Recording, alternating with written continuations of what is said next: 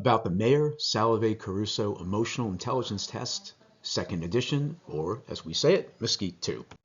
Hi, my name is David Caruso, and I'm going to share with you what we've done with the MSCEIT 2, what it looks like, how to get certified, and other information. First, I wanted to acknowledge the many people who helped develop this. At the same time, I also, and I appreciate the contributions of people here. The views expressed in this presentation are solely my own. What is the four-domain ability model of EI? It consists of four related skills: perceiving emotions. And for each one, we're going to ask you a question. And this one is, how do you feel coming into this session using these words or others? Second ability is connecting emotions. Do these feelings that you have, they helping you to connect with the content? Third question, understanding emotions. Why do you feel this way? What topics interest you the most?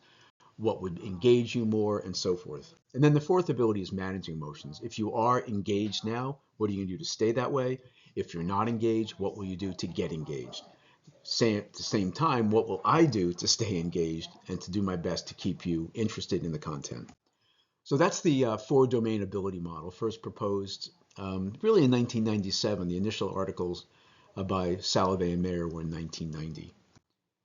Now, once you've defined the construct as these abilities, there are different ways you can measure skills. You can do self-report, you can do 360s. Our focus for years has been on ability or performance measures. And this is why kind of the challenge of self-assessment for skills is that people often overestimate their emotional intelligence.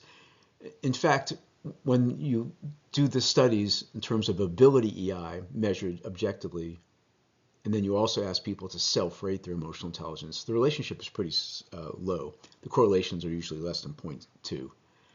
Even more problematic is the more you overestimate your EI, you're more likely to question the validity of your results, more likely to question the relevance of EI to your work, and you're less likely to want to learn about it. We have been working on the ability-based assessment of emotional intelligence for a number of years. The MSCEIT 2 came out in 2025. We had a bunch of goals for it. We wanted to create all new items, mostly to enhance what we call face validity. We wanted to develop a single, solid scoring system. We wanted to build in test fairness from the get-go. We want to create new reports that are just easy to walk clients through. And then finally, the MSCEIT itself, which came out in 2002, was 141 items. The MSCEIT 2 is 94 items, and it's much more engaging. If you're interested in the entire background, in addition to the manual, there's a very recent 5-study article. It's open source. Here's the URL for it, and you can read about how we developed the MSCEIT 2. Well, let's get into it. So perceiving emotions, here's a definition, but let's share with you the 3, we call them question types. The original MSCEIT had tasks. If we want to measure someone's ability to read the room, we do it in 3 different ways. In each case, there is a right answer. This is developed using that veridical scoring system. We have contextual pictures, faces, and videos. Connecting emotions is one of the more complex of the 4 domains, and that's because it's sort of 2 different dimensions here. One is we measure people's ability to connect features of emotions. So here's a good example. People who look, quote unquote, weighed down when sad, because they experience sadness as kind of heaviness. And if you're good at this, you're able to connect those 2 experiences. And I call it emotional empathy. Second part of this is connecting different emotions to different kinds of problem solving. So as a result, there are 4 question types for connecting emotions. Sensations and emotion dimensions really get at this idea of emotions and how they feel. I mean, physically feel.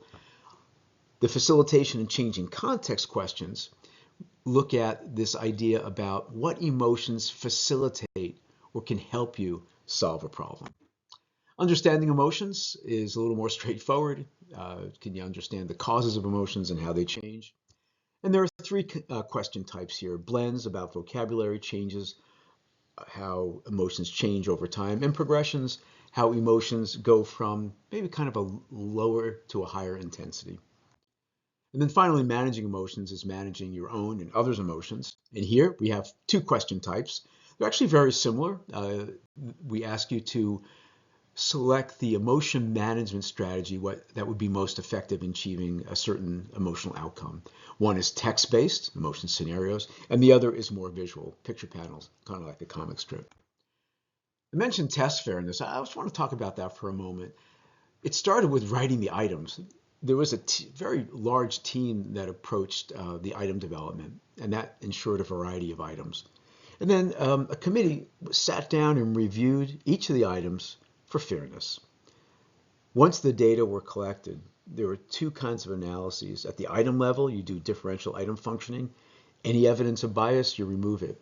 And then what you want to do at the test level, did you actually do a good job taking the bias out? And we think we did, because as a result, for the differential test functioning, there's no measurement bias for those dimensions. So why would you use the MSCEIT 2? There's a whole bunch of reasons, but I think these are probably the four biggest ones. Leader development, I use that a lot. Career assessment, help people make certain decisions. Coaching, having objective assessment skills is critical.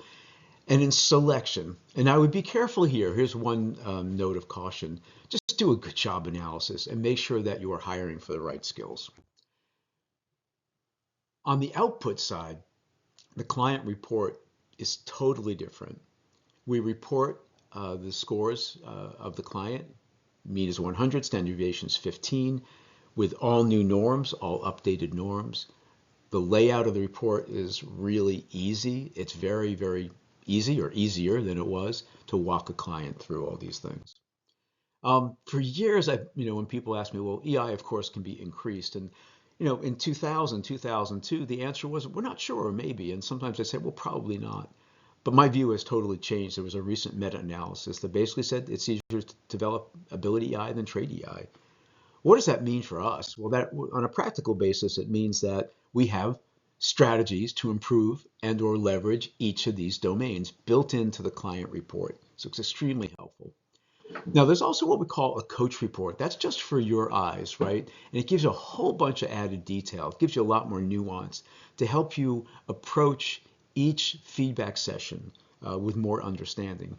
One of the big things here is that there's one question at the end of MSCEIT 2, and it says, how do you think you did?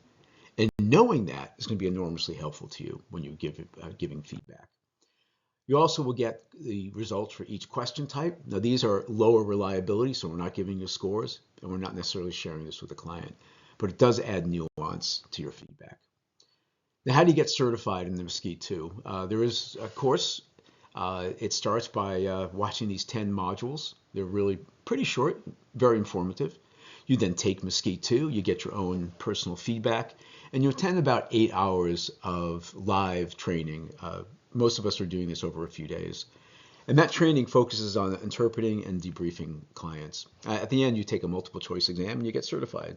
Now, there are several organizations and people are out there who are offering MSCEIT 2 certification, and here are some of the folks that I know quite well. By the way, once you get certified, you get access to the manual and sample reports and a whole bunch of other resources. So I want to thank you for your time and attention. If you have any questions or suggestions or comments, you want to see some of these articles, please contact me. That's the detail. And again, thank you so much. Hope to see you in one of our certification classes.